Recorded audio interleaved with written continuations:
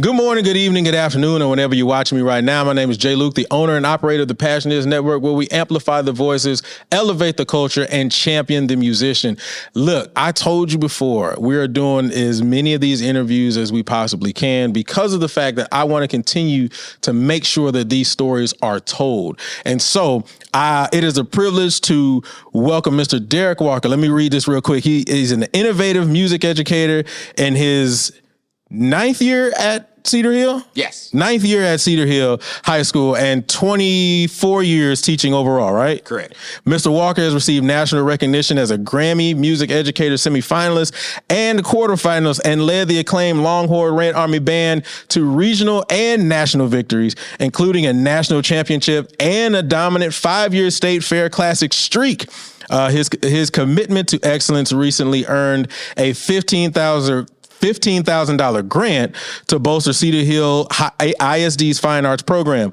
Under his leadership, the Longhorn Red Army Band was named Favorite Band in 2021 Focus Daily News Readers' Choice Awards.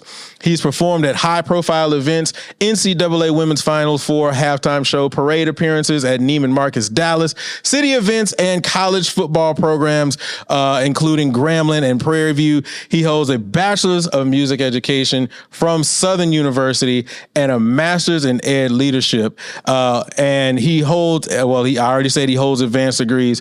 He's a respected clinician and arranger who continues to raise the bar both locally and nationally. He's an active arranger, drill designer, like I said, clinician. He's a member of NAFME, TMEA, TBA, and a brother of Phi Mu Alpha Symphonia. Ladies and gentlemen, Mr. Derrick Walker. I hope I got as much as I possibly can out of it. Yeah, so much. I'm like, well, we did that. Yeah. So that's very cool. It's very humbling to hear. Yeah.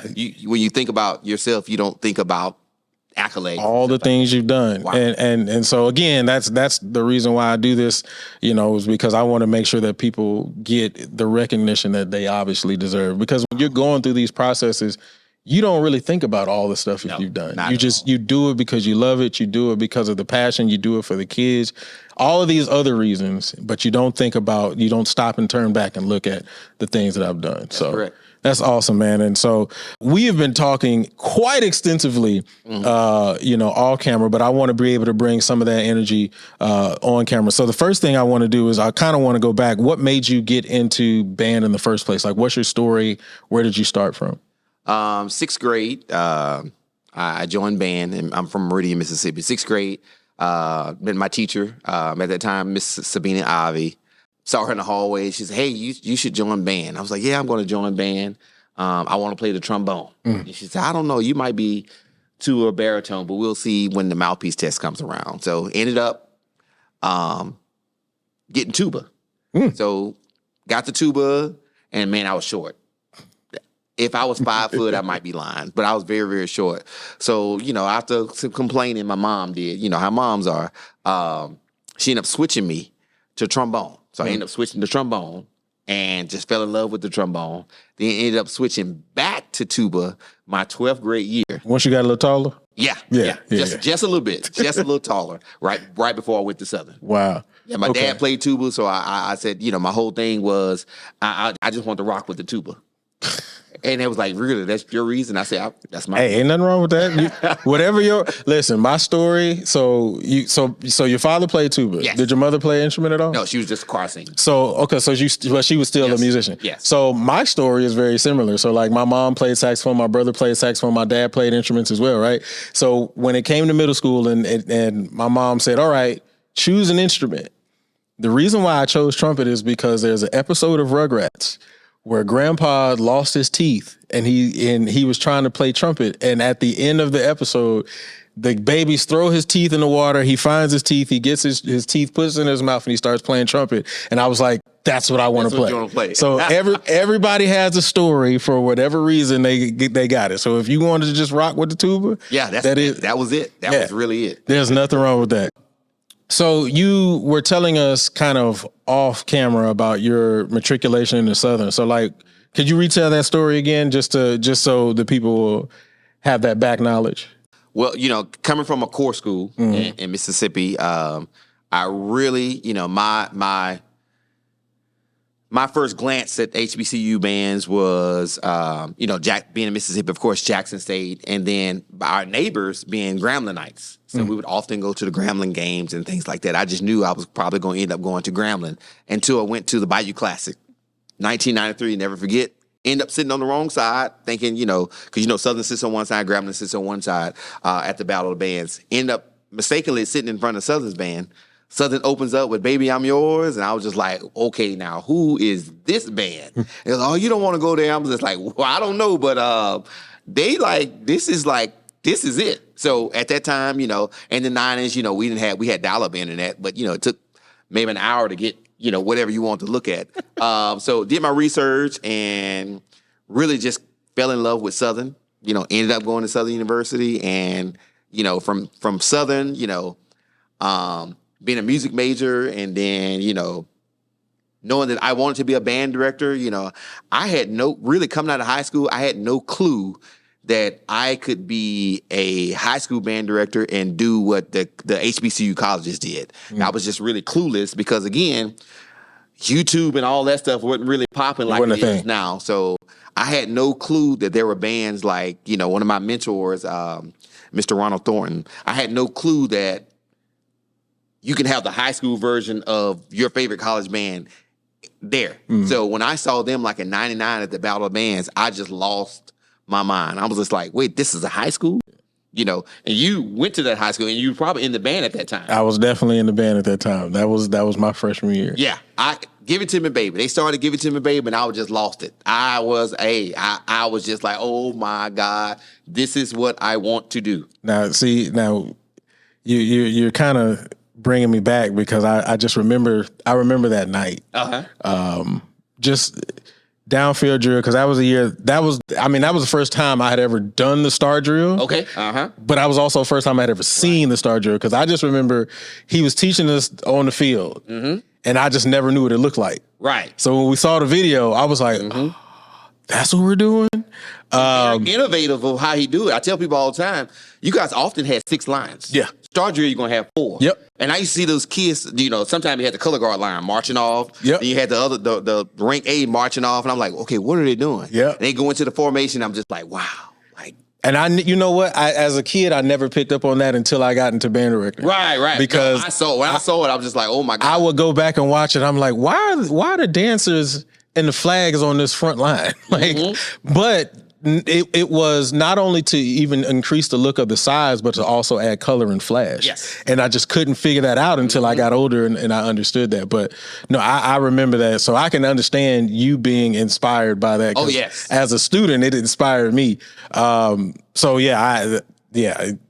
crazy just to know that was part of your journey into being inspired. So when you came out of Southern and you started teaching, as a young band director, as a young teacher coming out, we have rose-colored glasses, ice cream dreams, and everything else.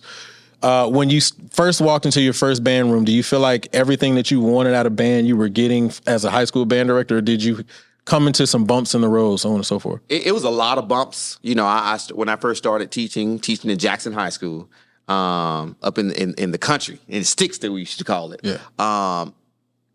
Had like 30, Dr. Graves used to always tell us, when you graduate, you're going to have 32 pieces. Yeah. Not 32 students, but 32 pieces. And I literally had 32 students in the band. It was very, very tough because I'm coming from a high school band that had well over 250. Yeah. Coming from Southern's band to where we had, 128 on the field, but max maybe 150, 160 in the stands. So it was a big, wow, okay, now, how can I duplicate what I want to duplicate with 32 people? But, that was some of the best teaching times because, I was humble enough to reach out to directors. I was humble enough to ask, okay, now what am I doing? And to this day, I always tell them, the ones that are still living, man, I know I had to be getting on y'all nerve because I was always asking questions. I was like a sponge. I really wanted to know, okay, what am I doing here? Okay, what am I doing wrong? I didn't know, coming from the system that I came from, when I first took my concert band to festival, my second year, we got straight 2s. And I was like, so, okay, what's a 2? He's like, well, that's an excellent rating. I said, so what is that? He's like, well, y'all didn't really talk about that because in school, we really didn't talk about when you're in college, especially back then. I don't know what they're doing now, but they really didn't talk about the results of festival. No, that's talk about going. That's normal. I don't. Yeah, you're right. I don't know if that's the conversation now. Right. I know when I came through, that wasn't a thing, and so I came in school after you. So we were similar education, I guess, because we weren't getting that conversation either. Right. Yeah. So I remember calling my high school band director, Mr. Ron Posey, at that time, and I said, "Hey, I got all 2s," and he said, "Yeah, something you ain't doing." And I was like, "Wow, really?" And he said, "Yeah, if you're getting a 2, it's not bad." But it's something you're not doing. And so, he said, you got to figure it out. So this is when I started, this is when I heard about the Midwest Clinic. I knew nothing about the Midwest. So you heard about it early? Yes, early. Okay. Now, I ended up being going because of finances to like my 5th or 6th year, teaching, going up to Chicago, not really having the proper clothes to wear, froze my because it's cold. Yeah, it's cold. I'm just like, okay, when they say have a big coat, you need a big coat. Right.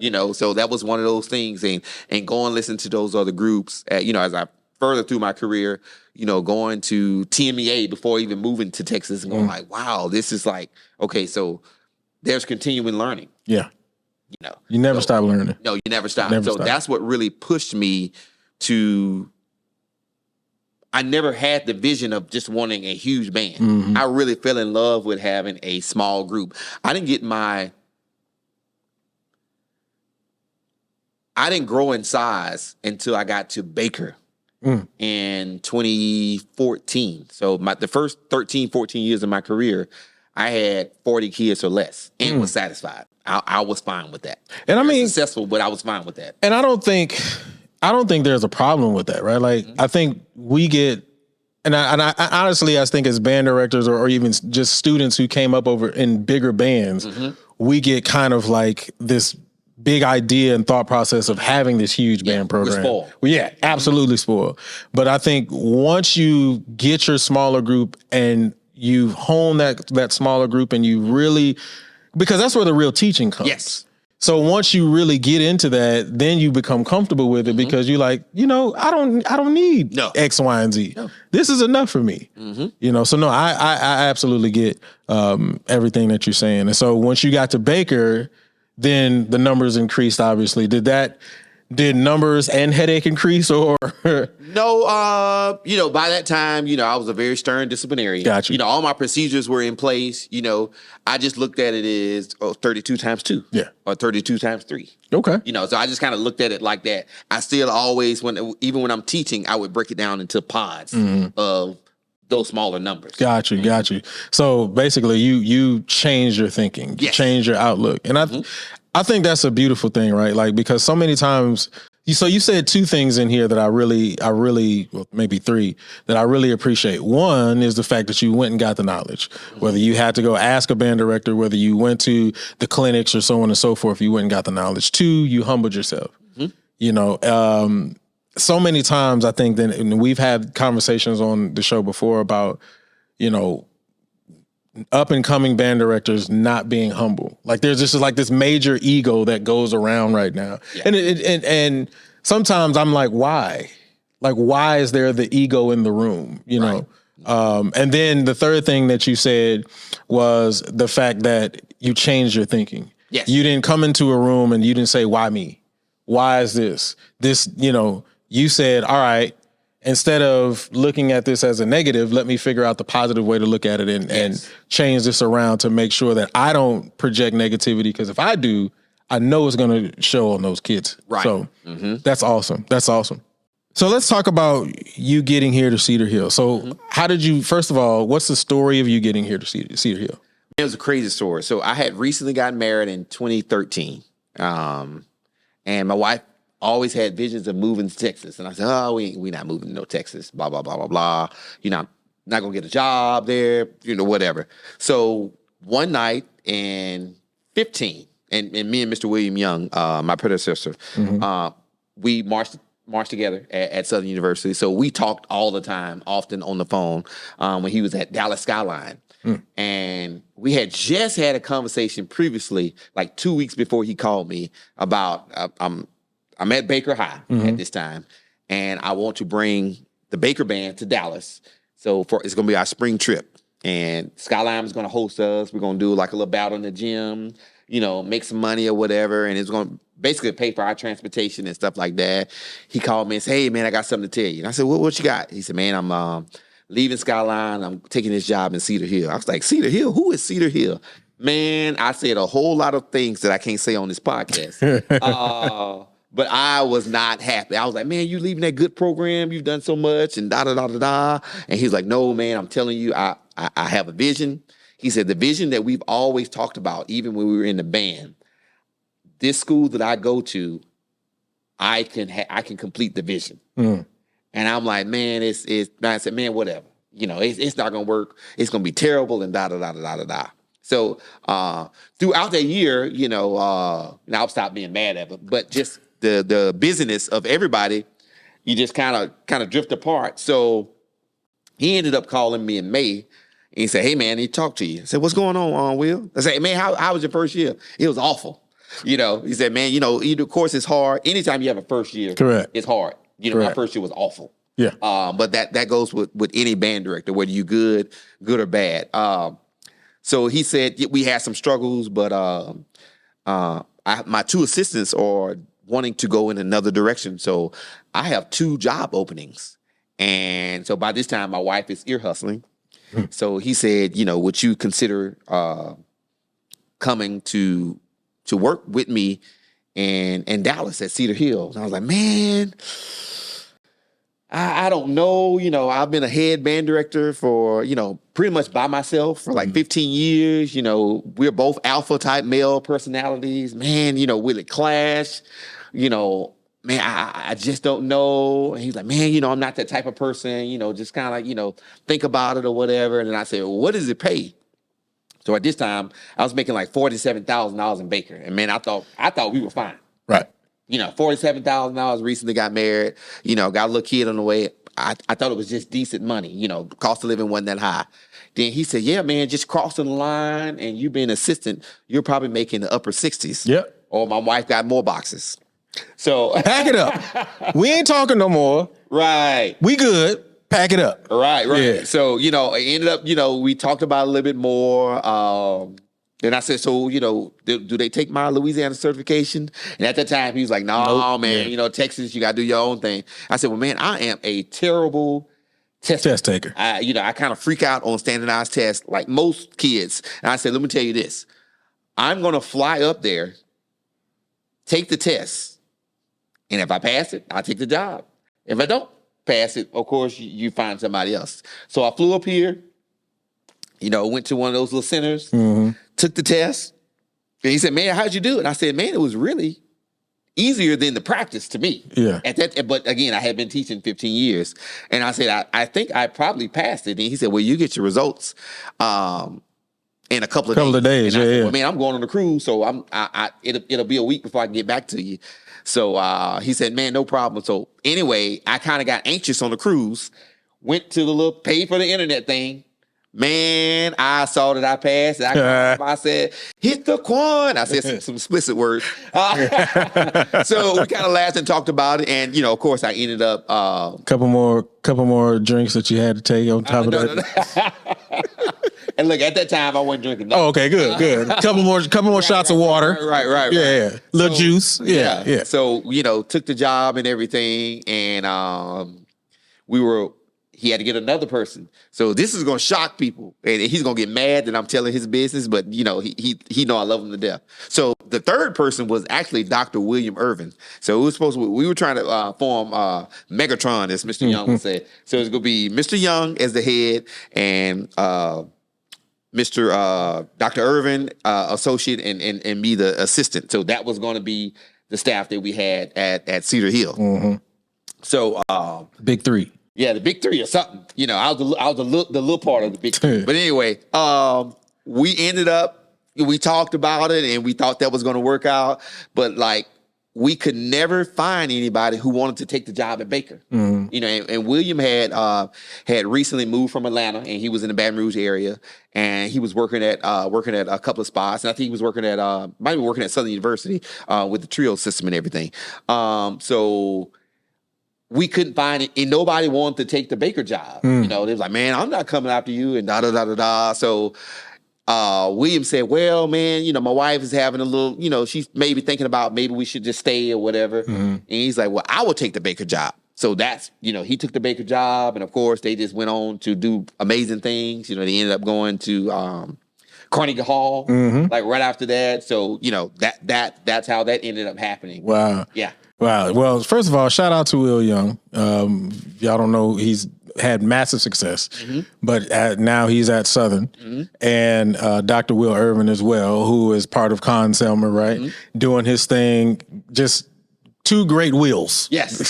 So they're wheeling their way through this band thing and doing a great job. But that's very interesting. So when you got here to Cedar Hill, you know, obviously this was, I guess, a different style than what you were used to at Baker. Yes. And so, but I had marched the style in high. Right, you marched it, but I knew core very, very well. So what was that transition like, you know, coming in to the program to a core style band as obviously a band director of color who had been to Southern, and now you're walking into this space that's a little different, and then you obviously marched it, but now you're kind of on the different side because you walking in you look a little different than some of the kids that are probably here. So what was that like? It was, you know, the transition was easy to me only because, you know, I always tell people, God kind of prepares you just throughout your time. You better start preaching. If you start preaching. Don't complain. Don't complain, because we quick to complain. Listen. But God will put you in positions throughout your career to where when it's time for you to do the big reveal, you'll be ready. Correct. So I ended up taking a job, an odd job of all places, in 2008. You know, leaving Jackson High School to Christian Life Academy. And it was a Christian school, predominantly Caucasian American, and they march core. But you would not say some of the best kids you could ever teach. Just very humble, very nice kids. Just really wanted to learn. Yeah. So end up, you know, teaching there. And that got me familiar with, okay, this is what we did in core again. And then, you know, the kids would say, well, Mr. Walker, you went to Southern. We've never, you know, seen Southern band besides, you know, on TV. And I was like, really? Then he's like, yeah, that's we've never seen Southern band. So at that time, Mr. Hamer was director of bands. And I called Mr. Hamer and I said, hey, man, I got a couple of vans, 12 passenger vans, and I want to bring my students to just come watch the Southern band. So he's, man, come on, open arms. So came to watch the band. This might have been 2010. Came to watch the band and everything. Well, actually, Mr. Jackson was still the band director, but I ended up calling Nate though. When he was the assistant, right? Yes, Nate was assistant. So Mr. Jackson was the head. Went up watching the band, and the kids were just like, "Oh my God!" Like YouTube does not do it justice. Like, and they were just in there like, yeah. You know, and they're trying to talk to me. I'm like, right. You know, so this is awesome. Yeah. Right. Yeah. So it was very eye-opening to them. You know, the kids in the band looking like, okay, we got all these little white kids in the band room. Like, what's going on? And the black director over there. So that was funny to them. But, you know, going back to the school, the next couple of days, the kids say, well, Mr. Walker, if that's what you did, why are we doing what we do? And I was like, what? They said, well, we want to march like Southern. I said, y'all about to get me fired. And they was like, no, we want to do that. And I was like, are y'all sure? It's like, yeah, we want to do that. So I said, well, let me go ask some people. I said, I'm not trying to be out of a job within the next year. So, you know, I went and talked to the principal. The principal is Peter Barnes. We still have a relationship to this day. Dynamic principal. He's down in San Antonio now. But anyway, he was a music major. Graduated from LSU. Always good to have one on your side. Oh, yeah. So he was definitely an advocate for fine arts. So I went and talked to him and had a couple of kids with me. And I said, hey, I'm not pushing them to do this. And he said, Derrick, music is music. Band is band. This is what the kids want to do. This is, so administrator of the year. I always tell people that all the time. Just a really downhearted, great person. Besides being a Christian, he's just a great person. So we kind of took it from there, ran with it. The next year, I said, hey, band camp's going to be a little more intense because, not to, the physicality of the high step. It's a lot, And so I said, well, we're not going to do 90s. We're going to do 45s. 45. So that's what we did. And I started teaching them about camp. And that year, we actually, the next year, we ended up going off to camp. I said, I want to do camp off campus. Okay. So we went to a military base. And they had like the dorms and all that kind of stuff. So we went off campus and we were able to, progress even more. Now, we never did marching competitions because at a Christian school, certain competitions you go to, we're going to see some things. Yeah. I don't think Christian students at that time, I was like, I don't think we should, So I always tell people, certain time frames, you got to let off the hook because I was going to beat you. You kind of got let off the hook. So if you was running a small band circuit around that time, you got let off the hook. I always kind of brag and joke about that one. So between 2008 and 13, if you were a small band in Louisiana and you were one, we're going to put a little asterisk by it. Yeah. Just a little asterisk. Yeah, we let you slide. Yeah, we let you slide. But no, we definitely had fun. Good. And so when I got here, it was the same thing. The kids... Mr. Young didn't want to change from being core. He just wanted to have a nice core band. We always talked about, okay, what would Mr. Thornton do? What would Mr. Thornton do at Willow Ridge? I used to bug Mr. Thornton so much my first couple of years of teaching, like, how do you do it? There's no way that your band can march a high quality UIL show, and then the next week I see y'all at a Battle of the Bands beating everybody. We did it. And I could never understand, like, how is that possible? So, of course, that was the vision that Mr. Young had to one day get to that. So we didn't even talk about doing 8 to 5 stuff the first couple of years. So the transition was, we just want to have a nice core band. And we struggled because, and the judges kept saying, we kept making twos, the straight twos across the board. One time we lost, when our numbers got up a little bit, we lost myself and Mr. Riggins, who were new to Texas. I didn't know about like the eligibility rule, things with grades and UIL and stuff like that. So we ended up losing like 40 kids out of the show, and UIL was like 2 or 3 days later.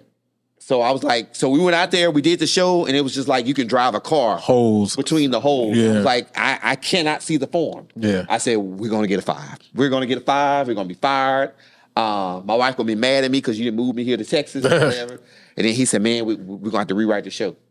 So Will, Mr. Riggins, they taught all the classes. So I sat in the office and rewrote the whole show. Wow. In a day. Then we had to teach it to the kids. And this is before Powerware. Yeah, I didn't use Powerware. To this day, I still don't use. You still don't use Powerware? I am hand chart paper. But I'm smart enough. Young directors, listen. I'm smart enough to handwrite it, and I know several people who will take my handwriting, put it in Powerware, and I give them a couple of dollars. Yeah, I'm to the point to where I don't have the time being both band director and director of fine arts. I tell people all the time, my main job is director of fine arts. The band part is my sanity, my calmness. So being that, I don't have the time to learn a new skill. And I know it's very tedious. It is. And stuff like that. It is. Will was trying to teach me how to do a line, and it took him like 35 minutes, and I was getting so frustrated. Again, how to do it. So my people that use Powerware, it took Derrick Walker 35 minutes to learn how to put a line on Powerware, because I was just like, you know what? I'm not going to do it. So end up teaching the drill. Went out there, the kids did the best they can do. I think we got 2-2-3 or 2-2-3-3 or something like that. Everybody understood what it was. But all the judges kept talking about was the feet position, the body posture. They never said anything about the music. Year after year after year, They never talked about the music. And so we talked about it, and I said, Will, it's not the music. It's not. It's the marching. Correct. And I said, by us really not having that college experience doing core, I did it so long ago in high school. I don't remember exactly what my band director. And even and honestly, even in high school, when you're doing it, there's still a level of information you're still not getting. Correct. Me doing it at Willow Ridge was not the same as me teaching drum corps at all. Right. Yeah, those were two totally different things. I could apply some of the things that I knew, but it was a whole different conversation when you're talking about the application and the little nuances that we miss in high school. Yes. Yeah. So I said, well, why don't we think about this? I said, so next year, this is 19. I said, we're going to do the knee lift, but kind of keep the modified core type formations and the curvilinear lines and things like that. But just do the knee lift because again, they haven't been talking about the music. The music was always the music. The kids can play. We really stuck to that. We really honed on fundamentals. So, boom, 19 straight ones in marching. Oh man, we celebrated like it's 1999. I always tell people you never forget the first one. Yeah. So the first one for us was 19. So the very next year, and by this time we had been doing both. Mm-hmm. The very next year, I said, "Hey, why don't we do the knee lift and do an actual show band competition?" But COVID hit. So COVID hit, we couldn't go or whatever. But then William left. It went to a neighboring district to be director of fine arts and at the end of 2020. Mm-hmm. So as I took over his head and brought in another person, and interested enough, the person that we brought in actually student taught under me, Mr. William Johnson, student taught under me when I was at the Christian school. So he was yeah. So, just bringing it on back. He knew the system, and it was very easy. He was willing to move and everything, so that was fine. So we started marching, just doing what we do. And I say we still want to sound good, and we straight won. So we've been very successful at the marching UIL. So we've kind of got it down to a formula now to where it's very consistent. Correct. And I think a lot of what we miss or what people miss in general is the fact that traditional style marching is the original core style. Yes, that is correct. So going into that and making that transition is not really something that, a judge would be like, oh no, this isn't, no, Right. You still look at the Michigans and they're still traditional style marching anyway. So it's part of the marching arts anyway. That's correct. So, making that transition, I don't think even should have been a thing that and I'm not saying you all did. I'm just saying in general for anybody who's listening, making that transition shouldn't be something that you overly rack your brain about. Correct. It's part of the culture. It's part of the marching arts. And so we shouldn't overthink it. Mm-hmm. And I think sometimes we actually do. I think sometimes we overthink it because we're like, this is a black thing and it's not really that. It's the marching arts. And that's all it is. That is correct. That's all it is. That is correct. And some of the guys, especially to my younger directors, that are doing it, and you may feel, dissatisfied with what you're getting at marching UIL. Mm-hmm. Just keep working at it. And although we're trying to, really pushing UIL to go to another format, right? And we're very close. Very close. We're very close. So we've got one approval. We're just waiting on the final boom. Mm-hmm. But even when it talks about that, we still have to do better at planning our show. Preach. Do we have a theme? Preach. We just can't be just mixing random songs. What's the theme? We can't. I often tell people, well, okay, if we do this show band thing just separately, you might still get the same rating. Oh man, you think you all that? I said, no, I'm not saying that. I said, listen to me, because UIL requires us to do minimum 5 minutes on the field. There's a category that says frequency of movement. Correct. Some people, our UIL show is probably 7.5 minutes. Yep. Of that 7.5 minutes, we're probably moving 6.5 to 7 minutes. Some people are trying to do shows to where they move a minute and 30 and then stand still for the rest of the song. Yeah. You're not going to get a 1. I don't care how clean it sounds. You got to have that frequency of movement. Again, as a UIL, as a TMAA judge, they're looking at your show and say, okay, they've been working on this show for 3 months. They're not researching blank high school. Correct. To say, well, they do 5 shows a year. No, all they're looking at is your show. What you present to them that day. Yes. Yep. They have been working on this for 3 months. I'm sorry. So you just... Per the UIL rules. Yes. So you just gave them a 2-minute drill. And you've been working on it for 3 months. Yeah. That's the mindset. And once you get past that mindset and just do what you do. Just drill. We love our auxiliaries. Yeah. They're going to have to stand and do their thing while we continue to. Correct. They're still featured, but they're not featured. We just can't bark and park. And I think once band directors, and I'm specifically talking about Texas, when it comes to UIL, once they understand that part, the scores will get better. Correct. Well, I don't disagree with you at all. Take a page out of North Carolina A&T's book. That's a hard take ask. A page out of North Fork.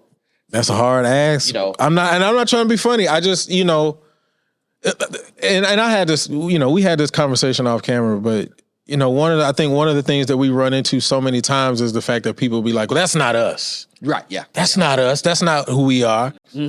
We're afraid to do something that is not quote unquote tradition. Correct. Tradition really is only something that somebody started that just continued. That's correct. Right. So it's okay to break a tradition. That's correct. So I don't disagree with you in the fact that take those nuggets from those different programs, but we have to be open enough to be able to do it. And I think that's where, going back to those 3 things that you did, you got to be humble enough. Yes, and you got to be willing to learn. Yes, you have to. And because like I told you earlier, I've talked to a couple of band director friends of mine who are still doing and who's still in activity, who go to competitions, and I tell them, like, listen, I know y'all like to crank up. If that's what you choose to do for your program, that's fine. But if you're going to go to competition, they're not going to accept that. No, they're just not. You have to, like you said, follow what's on the sheet. Yeah, just read the sheet. It's just that's it. Yeah, that's it. And so read the sheet. It's really outlined right there. Yeah, it is. And you can't walk into the room and say, "Well, I'm gonna do me, man." We just gonna do what we do, and then expect for success. And we often try to blame everything on fault. Well, I'm doing it for the culture. Yeah. What is the culture? What is the culture? Is our culture? And I'm not offending anybody. We just you have a general question. Is the culture? Some people say, well, is the culture ghetto? Is the culture 6 Fs? Are we proud enough to say proud enough? I'm a Southern grad. I love my human jukebox. But I have no problem, and I will get on Dr. Donovan Wells' nerve all the time and give him a call. I call him all the time, asking questions. Hey, how do you get that sound? They have a nice sonorous sound. Correct. And it's still strong and powerful. Yeah. It's still strong and powerful. I have no problem reaching out to Derrick Wright, who arranges for Norfolk. I have no problem reaching out to Aaron Campbell, who arranges for North Carolina A&T. I have no problem reaching out to Gary Bryant, who for that drills and stuff like that. Shout out to Gary, by the way, because a lot of people don't realize how dope he is. Gary is a walking encyclopedia of bands. Listen, my bad. I didn't mean to cut you off, but yeah, I just wanted to give him his props because we have a walking legend right now when it comes to drill that we just don't say anything about. And they do a lot. They do a lot. Whole lot. Man. And he's humble. Yeah, very humble. He does, people don't know that he does things for a lot of bands all over the country. He does. He does. And man, it's so many directors I've talked to and be like, yeah, Gary did my drill. I was like, he did your drill too? Right. And his drill? Yeah. And they drill. And it's funny because they'll all be in the same competition with each other. Correct. And he did all of their drills. It's so interesting. But yeah, we have a walking living legend around, and we don't acknowledge him enough. And another thing I like that you said that I am really big on is Why do we teach our high school kids to try to march 90s? Yeah, they can't do it. I don't know. Why do we do that? They don't do it well. You know, you have some that do it very, very well. Like Jonesboro. Yes. They do it. You know, I don't know what Mr. You know, I don't know Mr. Goodwin, Napoleon. I don't know him. We've never met. But I don't know what he's doing. But those kids be doing it. You know, you get, but it's hard. I mean, It's hard. obviously, It's right? consistent. Correct. You get outliers, obviously, but I mean, when I started teaching, because it was just taught to me to march the 90, my first 2 to 3 years, I was like, hit those 90s, Right. And man, I go back and look at some of them videos and them kids, them babies was just struggling. They struggling, yeah. And so then after a while, I was like, you know what? We're gonna bring this down to a 45. Yeah. We're gonna continue. We're gonna build uniformity. Yes. We're gonna do something that your little body can actually do. What you say with build uniformity. Uniformity. Yeah. That's on the sheet. That's it. Even for your local battle of bands. That's on the sheet. It says uniformity. Yeah. So I would implore, stop trying to teach our kids to march 90s. Like 45 is good. Yeah. Because sometimes 45 is too much. Yes. For some kids, you might have to go down to 35. That's correct. You just want the energy. Correct. That's it. You have the energy with 45. And to be honest, one of the things that I learned is your uniform can carry that energy. Yes. Right? If you got a nice stripe down your pants, yes, and everybody's marching to 45 and that stripe is hitting the same. And that's one thing I hate that we don't have. Is our uniform. Is a stripe? Yeah. I learned that from Dr. O'Neill Sanford. Yes. That was one of the things that every day, every beginning of the week after every drill, we would go into the band room. He would turn on the TV. We would look at it, and he would circle all the bad stuff he saw. But then he would always, you got to make sure that the stripe down the pants. And I was like, what is the stripe for? And then it wasn't until I got my own program I said, oh, that makes sense now. Mm-hmm. So, oh man. Anyway, so you're here at Cedar Hill. Mm-hmm.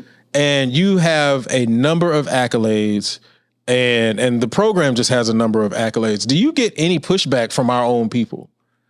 Yes. Because I'm very stern. Mm-hmm. Kids say I'm mean, but I'm not. I'm very stern. I want things a certain way, and I'm not going to stop to get them a certain way. In Texas we have the 8-hour rule. Yeah. I'm a stern stickler. I know some of my colleagues don't follow that rule. They don't. Everything you see my group do is done within 8 hours a week. Sometimes it's 7.5 because sometimes we don't. I get nervous about making it to the 8 hours. But I am all about consistency. We have to be consistent in everything we do. When it comes to what was the first part of the question you asked again? As far as our people. The pushback. Yeah, pushback. Yes, because people see the numbers. Correct. They see us 160 and they want this big, massive swag type style. Yeah. The kids just, it doesn't sound good. It doesn't sound good. And the kids often say, Doc Walker, they talking about, talking about this, they saying this, they saying this, they saying this, they saying this. And I say, well, what does that mean? Mm-hmm. We're never going to win a popularity contest. That's not what it is. We lost our first competition this past season in like 7 or 8 years to Dr. Liddell's band, Memphis Central. But phenomenal group. Sonoria sound, just great drill, definitely for the culture, as I would like to say. But they were phenomenal, and they just outperformed us. Mm-hmm. And that had nothing to do about sound, just a big sound and all that. So it's we always get the pushback, and I'm like, beat us. Beat us. You're not going to beat us just playing any kind of way. 6 Fs. What type of dynamic contrast do you have in your show? Now, sometimes, we had a football game, we're in the stands. We'll kind of let them have a little fun. I got some younger directors. We kind of let them look. Every now and then I kind of turn around and look up because you're rarely at the game, see me on the podium. I'm trying to sneak away to go to the concessions. I don't blame you. I'm trying to go to concessions to get hot dog. Or whatever. I don't blame you. I'm trying to sneak away. Then you see me pop out right before halftime. That's my time. I'm very meticulous when it comes to the field presentation. Right. Because that's often what people remembers. Correct. Remember. And it's going to be the stands. I'm sorry, and I know you said it, and I don't mean to interrupt again, good. but I know you asked what is the culture, and I feel like we've gotten away from that part of the culture. Right. That field performance. Yes. I guess it may be the era because I grew up in the field era too. Mm-hmm. Leave it all on the field was mm-hmm. everything you did throughout the week was predicated on making sure that field show was top notch. Yes. And then after that, you can work on stands, tunes, or whatever. That's correct. But that field show, is what matters. So our breakdown is 5.5 hours outside out of the 8 hours. I mean, precision, metronome drone, tot, precision all day. And we normally do about 3 shows a year. And the whole goal is precision. Often when our students go to college, they are the examples. And I know the kids are, oh man, I'm sick of these certain Cedar Hill kids or whatever, but they are the examples of how to correctly march, because we talk about precision all day. We're constantly going back to the fundamentals, where it's the playing fundamentals and or if it's the marching fundamentals. Even when we inside, and I know we got a big game coming up against, one of the schools that, we play probably for like on our schedule, probably like Skyline or Lancaster High. Everybody else is, predominantly core school. They're going to play the same 8 or 9 songs, So even for those weeks, the kids are like really, really upset with me because I'm still warming up the band for however long I need to warm up because they're not in tune. They're not in tune. They ain't ready. That's one of the things that And I'm like, I don't care that we playing such and such this week. That's not what matters. I want you all to doing your job. There you go. Do your job. And I think that's one of the things that we miss. Sometimes we're like, the warm up is just this thing that we're doing that's on the sheet, and then once we're done, all right, let's play. Right. No. That is not what. Just take the same approach. As I was listening, everybody been hitting me up. Man, have you heard Georgia Mass Band? Mass Band. I said, no, I don't really. First of all, for those who don't know me, I'm not a band head. I'm a music educator. There is a distinctive difference. There's a difference. There's a difference. There's a distinctive difference. I always tell people, when I lose competition, I lose to music educators. I don't often lose to band. Well, I've never lost to a band. The band head, yeah. I lose to music educators. But anyway. I like that. They said, man, go listen to it. And so, I put it up. I was in here by myself, so I put it up on the screen the other day. And so I put it on and I went in my office. And then maybe 40 seconds out of it, I come walking out. And I'm just listening and I'm watching and I'm like, man, it's sitting down and warming up and some things. And I'm like, wow, this is a summer band. Yeah. So, man, they sounded really, really good. A dark, rich, sonorous sound. But my biggest thing was, at some point, as directors, because often when you have these mass bands, you got all these egos. You got all these egos mixed up. That's fair. As a staff, they had to buy in as a staff to say, this is what we want. I remember when Georgia Band started out many, many years ago. Definitely not. It's not that. It's not that. I agree. They had to come together. Correct. Then the students had to have the buy-in to say, okay, we're going to do this right. We're going to do this. We're going to do that. And man, I was just like, wow. Yeah.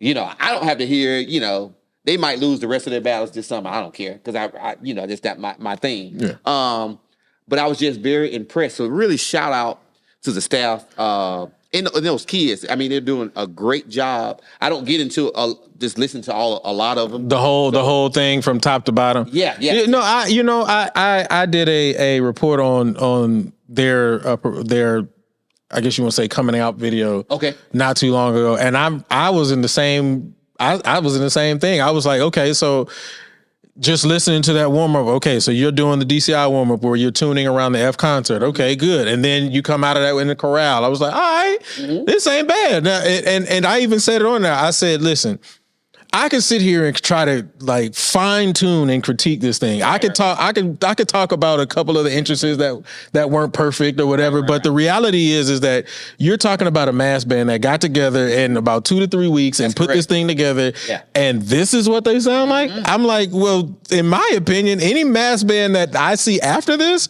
kind of has to either take this and be equal or better, because this needs to be where the standard is, in my opinion, because they're doing something right. Yeah. I was just like, wow. Yeah. Kudos to them. Yeah. I absolutely agree. There's some buy-in somewhere. I don't even know who's in charge, but I know from what I know, because we've had them on the show before. It's a couple of guys from Jackson State. Yeah. Well, good. But hey, shout out to them. Yeah. It was not, and I hate to say this in the SWAC gods. Forgive me. It was not a SWAC sound. It's not. It's not. It's not. It wasn't. I was just like, wow. I'm very impressed. The warm up approach, and I'm pretty similar to you. I listened to the warm up, and I think I listened to like one song after that, and I didn't really listen to the rest of it. And I keep telling myself I'm going to, but I haven't done it yet. But just from the beginning, like I said, they're taking a different route, they're taking different risks, and it's actually proving to be successful. What's wrong with that? Yeah. Mm-hmm. What's wrong with that? Yeah. Yeah. So it's nice. Yeah. It's going to be, I probably, and I'm the type of person, I look at stuff really, really late. I'm, one of my best friends is, of course, Dr. Taylor at Southern. He'll call me. He said, "Man, how'd you like the fifth quarter?" And I was like, "Which week?" He's like, "The one we just did." And I said, "Well, I'll probably watch it later on." "Man, you need to watch it." And I'm like, I just do it. Yeah, it's just not my thing. That's fair. I would not be effective.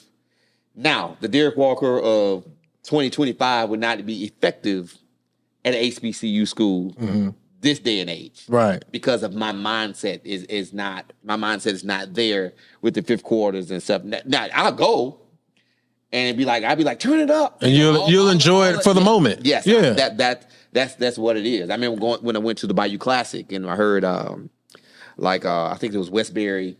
Yeah, they did the high school. It was Westbury, and I can't think of it was Carver and Deontay Kennedy School. I can't think. I was just like, man, they played the Luther song. I thought I lost my wife because she was like, whoa, what's that man's name? So I enjoy that as a fan. Correct. I enjoy.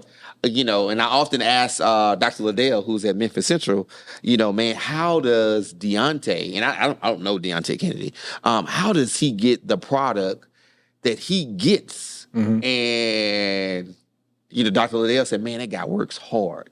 And I can tell because, he's grown that program too. Yes, absolutely. He's grown that program. And I want to say, they've probably got a bond or something. I know they're about to get some new equipment. So, man, just shout out to him too. He's doing a phenomenal job. I absolutely agree with those kids and just a lot of people. And I hate name dropping because I don't want people to be like, "Oh, you left me out," right? Because that's not what we're talking about. We're talking. Yeah. So getting back here, because I know I'm gonna be honest, I could talk all day. I definitely can. I can talk for days because I love doing this. I love hearing the stories. I love just all of that. What do you not only want to leave the legacy here at Cedar Hill, but what legacy do you want to, when it's all said and done, what legacy do you want to leave as a director? That I gave, my proudest moment is sending kids to college. The trophies, there's tons of trophies all around the room behind me, whatever, they're nice decorations. Dust collectors. Yes, because they collect a lot of dust. That's it. But my legacy is that he was a good, not great, just good. I just want to be known as he was a good, fair director. And that's so simple. He was good. He was fair. But, I take more pride in helping the next band director. I love that. I take more pride in helping the next. I remember when Dr. Pollard and Dr. Kedrick Taylor were in school when they were coming out, when they first started. I remember those days, and to see them where they are now. I'm more proud of those things than, again, the stuff around the room. I am, I'm good friends with Mr. Gibson. Mr. Gibson taught the district for 1 year. And even when he interviewed, he was very honest and say, my ultimate goal is to eventually get back to my high school whenever that comes. You know, we never knew it was going to come so quickly. the next year, you know, so we enjoyed our time and we still, you know, talk on a daily basis. But those are the type things when I see those young guys succeed. That's what I want to be known as, you know, helping the next man. You know, I'm very proud of that part. You know, I don't have a huge ego. Somebody does something great, I am all about celebrating it, you know. Yeah, and that's beautiful. And I think, I'm gonna be honest, you know, I always look at Mr. Thornton because he was my director, and even in his passing, I'm always thinking about the fact of, you know, even when he was alive, like, was his thoughts ever, I'm not worried about this. I'm looking at everybody who I've been able to touch and you know, pour into and what they're doing. Very humble man. Yeah, very, very. And then, you know, I tell anybody, I didn't get the chance to sit down and talk to him the way that I wanted to, but I meet so many directors who have been able to have those conversations with him. And so being able to have conversations with directors that he poured into makes me feel like I'm still connected and being poured into in some type of way. So, Mr. Walker, I appreciate you for opening your doors, anytime, giving this fantastic story. He's serious about his anytime. I literally said, hey, I've been wanting to do an interview. He's like, come on. So, but no, I appreciate it. Your story is definitely amazing. And the fact that a lot of people don't know who a Cedar Hill is, they gonna know now. The same thing I did with James, the same thing I'm gonna do with you. You guys go look them up. Cedar Hill is on the YouTube spaces. They have been recorded. They are everywhere and they sound good. They sound good. They perform well. These kids are doing a fantastic job. Mr. Walker is doing a fantastic job. You guys have to check them out. Mr. Walker, again, I appreciate you. This has been super dope. I appreciate you. All of you all. Remember, like, share, subscribe, get all this information out. Hey, this is Mr. Derrick Walker right here at Cedar Hill High School. We love y'all. We appreciate y'all. And we'll see you all next time.